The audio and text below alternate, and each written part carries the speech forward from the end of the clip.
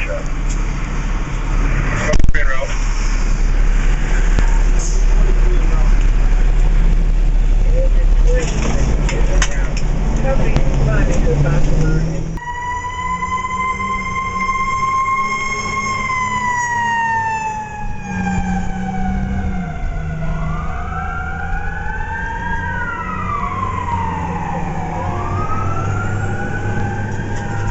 When you do arson investigation, you look at different things in the whole story.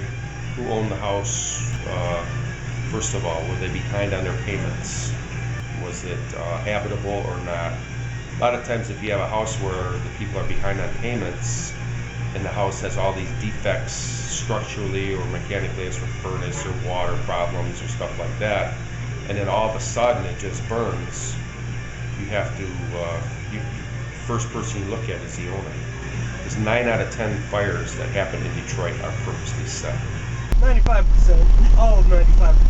Because seriously, I mean, how many do you go on? You go on a few during Christmas, holidays, and whatnot, and then you have fire fires, reporting primary and wires down. revenge fires that people go back and forth on.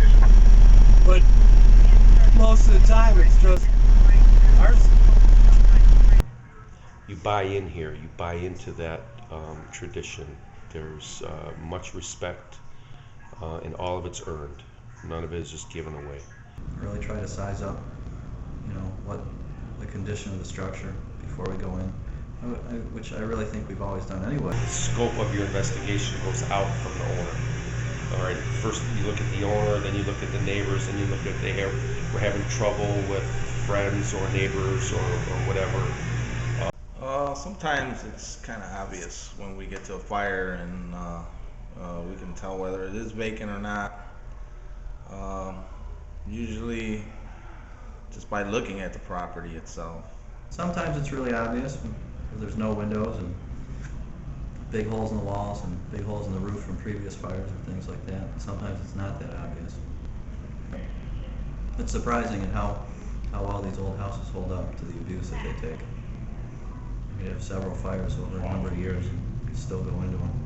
Did somebody else have set it as in retaliation for something that the people who lived there did? People even looking to probably stay warm. Eyesores. People thinking that it'd be quicker to get this torn down if it's burned down. Arguments, owing money, drug deals, drug debts, boyfriend, girlfriend. In Michigan especially, since our whole mental health institution completely collapsed, a lot of homeless people that are homeless because they're mentally ill, and a lot of them become arsonists. Kids in the neighborhood just wanting to set a vacant house on fire. Hell, we had a couple of brothers down here that set fires just for fun. They did it all day long. They did it for real. I think a lot of it's entertainment. Some of it's professional. No, in lieu of, I guess, that economy. I guess it, people burning insurance or whatever. I mean, beds, furniture, minimum clothing, some food, furniture. And then all of a sudden mysteriously lights up. Here's what they're buying. Here's who's trying to make all the money in the backgrounds. When the time comes to build, what you're going to see is a bunch of fire. I might be wrong, but history will probably prove me right. Developers hiring people to do it. Is it just neighborhood people who like to see fire?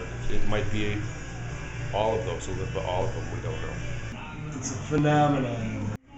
It's grown since 1984. Yes. And it's not stopped. It's just grown to other parts of the yard. We have thousands of fires a year that are incendiary fires, suspiciously set fires, and hardly any of these people ever get caught. It just seems strange to me. Actually, the arson department, from what I hear from their staff, they've got a 96% conviction rate, which is amazing. But arson's the hardest crime in the world to prove. So But you got to catch somebody to get that 96%. right, catching them is by far the hardest thing to do. Devil's Night isn't a big gig anymore. They call it Angels Night, and they've got 30,000 volunteers all day long, and that's great. Right. It's all a week before. Wonderful. Yep. If you put all the fires that they had Devil's Night, now these days they're a week before. It's all the same amount of fires, but they're spread out. over 2 weeks. A lot of times, just through experience, when you get one vacant dwelling and you get the same address or the same location, you kind of pretty much know it's still a vacant dwelling. A bit of trivia about the Packer plant is that it's the largest piece of land in the nation. It's expanded. Million square feet of vacant property that every square inch is a danger to every guy that wants to live. How many times do you think you've been up in that building, sir? I know. They got cars, they got parks. When I was in 41s, I know I went up in there about 3 or 4 times myself. And one day that's gonna go up. And it's gonna start on fire.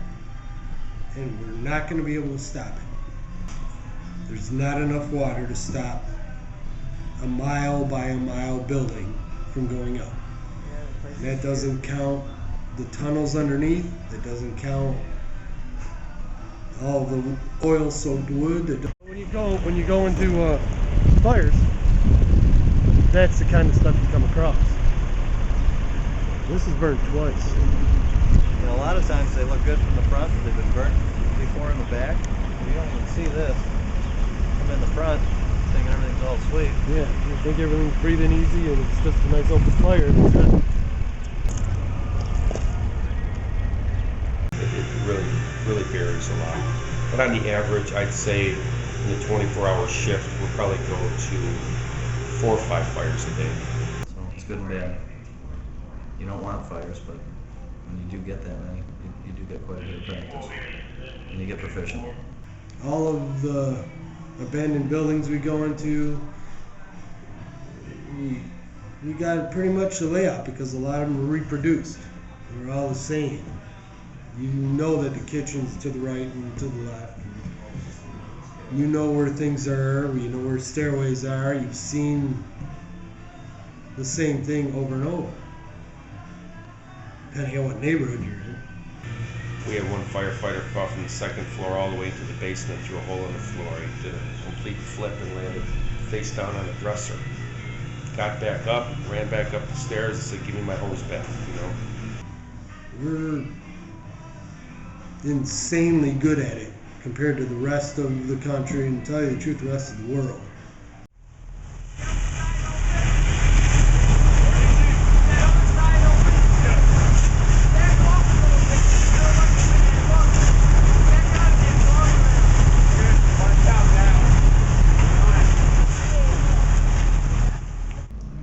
You don't think about it till after. You see the job, you go and you take care of it, and then after the fact you might say, wow, what did we just do? You know? We'd say, everything just lined up perfectly for us to get out. If one thing wasn't there, one factor was different, somebody would have gotten hurt severely. And we'd always joke about that. Yeah, all the stars lined up. And this time they all lined up in the negative. We were about an hour and a half away from going home when it came in. It was poorly constructed. It had extra weight on it, and it just came in without warning, without enough warning to let us get out. And we heard a loud crack, and that was the roof breaking away from the walls and collapsing down on us, and there wasn't even time to yell. Walter was a senior firefighter. He had as much time and more experience than most bosses. And Walter, he just knew his job. He was very good at what he did. And this is where he rode. He was an engine man. He loved being an engine man. And he took pride in being an engine man. He loved to put the fires out. And Walter rode on this rig from the time he stepped in the door for the first time in the firehouse. This was his firehouse. This was his rig for 18 years. everybody on this job does get hurt in one way or another. It's almost impossible not to. You don't burn your own city down. You don't do that just for fun, you know. We're the only city that does that. Yeah. Chicago here has a couple of small spots Right. where that will happen, but Detroit's unique as far as burning the whole. I would say ever since the riots. Detroit takes pride in being an aggressive interior attack fire department. And that's another thing where people say, oh, you shouldn't be so aggressive on those. Well, in these old neighborhoods, the houses are this close to each other. I mean, you can literally stand here and touch both houses when you're standing between them. So if you have a vacant in the center of two occupied houses, and the vacant's on fire, somebody decides to burn that, well, the two occupied houses are going to catch on fire. People live there. You know, that's their home. All their belongings, everything they have is there. You got to stop it as quick as you can. So, I mean, that's a big problem too. Whether we do it from the inside or outside, that's not the issue. Some of these homes are squatted in. They're not legally able to be there, but there are people in these homes. We need to get rid of them. Either get rid of them or renovate and make them livable, but not just make them livable, have people actually living in them and maintaining them. A lot of other cities, you cannot do that. You cannot leave a house like that for any amount of time. People actually build new stuff or renovate the old ones, and they never even get moved into. They get demolished, I mean, just by people. They go in there, strip them out, steal whatever they can, smash them, break them, and then they look just like they did before. Little bobcat. And Who was what? the neighbors. The neighbors were tearing down the house? Yeah. That means that's going to come down at the first sign of fire. Just like that part is. Before you guys get here. This is a great example too. I don't know if you got any of these, where the fire started here, but it caught here. You know, just for an example of how it gets there. It's not just the homes. I mean, it's the whole attitude towards the city. Some people that have given up, even on this job, but most of us do this job because we care about this city and we care about the people who are in it, who cannot afford to move out of it. And we're here for those people because they have nobody else. I mean, they do it because they want to help people. They do it for the rush to doing something dangerous. Us guys love stuff like that. You know, the camaraderie and the job well done and looking danger in the face and coming away, you know, unscathed. I mean, we thrive on that, I have to admit. But the underlying thing is that the heart of all these firemen is the same. They want to help. It's almost like the Boy Scout mentality, you know, what can I do for my community kind of stuff. And we've adopted that because we know what an important link we are to the community.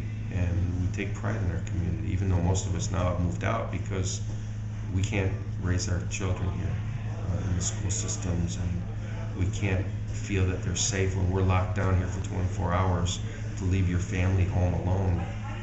You can't feel that they're safe anywhere in Detroit. All these men here have kicked in money and union dues and legal costs and stuff like that to try to maintain the level of service.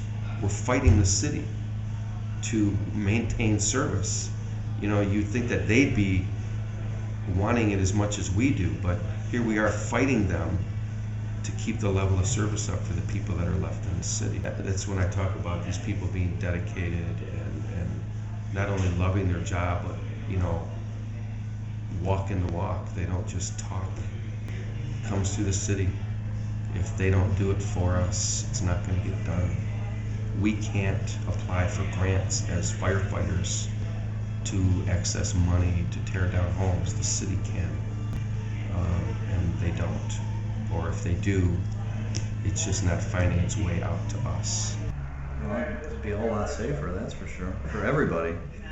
Yeah, he was our heart. He was our, you know, that one person that everybody loves, everybody counts on, everybody goes to for advice. That was Walter, and he did make it fun. You know, when you walk into a room and there's some 5'9", 280-pound, bald-headed, no neck guy just, You know, you see him on the street, you'd run the other direction. You come in here and he's just got a big smile on his face, laughing, telling jokes. He was a joy to be around. He really was. That's why he's missed so much. So.